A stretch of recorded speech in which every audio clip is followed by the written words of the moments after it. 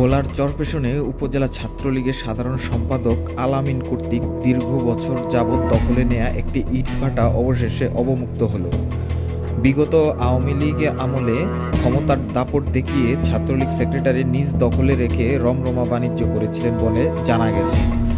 দীর্ঘদিন দখলে থাকার পর অবশেষে এলাকাবাসী সেটিকে দখলমুক্ত করে প্রকৃত মালিককে বুঝিয়ে দেন।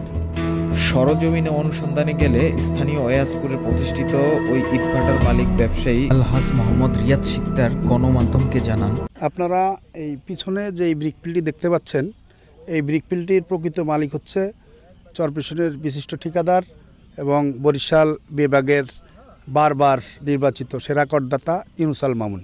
উপজেলা ছাত্রলীগের সাবেক সাধারণ সম্পাদক আল-আমিন মুন্সির কাছে নামমাত্র মূল্যে ভাড়া প্রদান করা হয়। শুধু আকৃতি পরিবর্তনই নয়, যাদের জায়গা জমি আছে এই জায়গা জমিগুলি তাদের কনসার্নের বাইরে এই জায়গা জমিগুলি এই কেটে মাটি নিয়ে ব্রিকফিল্ডের ইট বানাতো এবং তাদের সাথে কোনো যোগাযোগ ছাড়া। ছাত্রদলের সাবেক সভাপতি আব্দুর রাজ্জাক হত্যার সাথে সরাসরি জড়িত ছিল সেই আল-আমিন মুন্সি। তাকে ছেড়ে দেওয়ার জন্য তাকে নোটিশ করা হয়। খাপট পরিবর্তনের পরে আমরা এই ব্রিকফিল্ডটি পরিচালনার জন্য আমরা এখানকার যে লেবারকে দাদন দেওয়া থেকে শুরু করে সকল কর্মকাণ্ড আমরা করেছি। আল-আমিন মুন্সি ব্রিকফিল্ড ছেড়ে দেওয়ার পরিবর্তে নানান ধরনের তালবাহানা শুরু করে। ব্রিকফিল্ড মালিক সমিতি বরাবর একটি দরখাস্ত প্রেরণ করেন, সুবিচার প্রার্থনা করেন।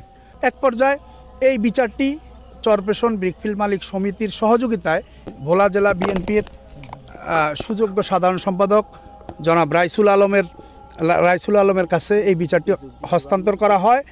সেখানে একটা সামাজিক ফয়সালার মাধ্যমে আমরা এই ব্রিকফিল্ডটিতে প্রবেশ করেছি।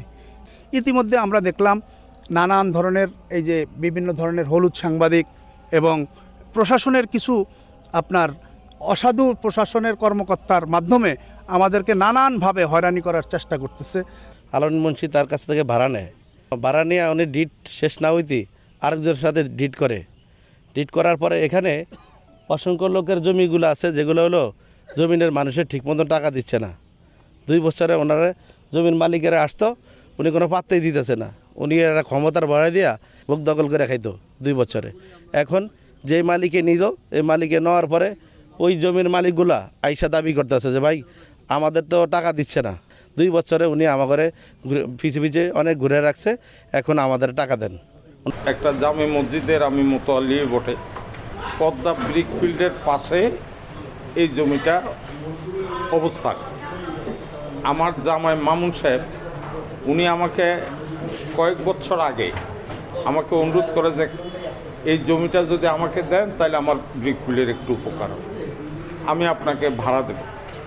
সে মোতাবেক ওনাকে আমি জমিটা দেই মসজিদের জমি, এবং মামুন সাহেব আমাকে 2 বছর ভাড়াও প্রদান করে। এরপরে আমি জানতে পারলাম যে মামুন এই ব্রিকফিল্ডটা চালায় না, জনৈক আল-আমিন মুন্সি তাকে এটা ভাড়া দেয়। 1 বছর পার হয়ে গেল, কিন্তু আমার ভাড়ার টাকাটা আমি পাইতেছি না। ওই এলাকার কিছু লোকজন আসা বললো যে আপনি ভাড়ার কথা বলতেছেন, আপনার জমিও তো নাই। আল-আমিন মুন্সি আপনার এই মসজিদের জমি পুরোটা কাইটা ফেলছে। ছাত্রলীগ সেক্রেটারি আল-আমিন শর্তানুযায়ী ভাড়া না দিয়ে ইটভাটাটি চরপেশনের অপর ব্যবসায়ী সায়েম মালতিয়ার কাছে আরেকটি চুক্তির মাধ্যমে অবৈধভাবে ভাড়া দিয়ে 5 আগস্টের পর আত্মগোপনে থাকেন। ফলে 2 সপ্তাহ পূর্বে বেদখলে থাকা এই ইটভাটাটি প্রকৃত মালিক পক্ষ স্থানীয় গণ্যমান্যদের সহযোগিতায় বুঝে নেন।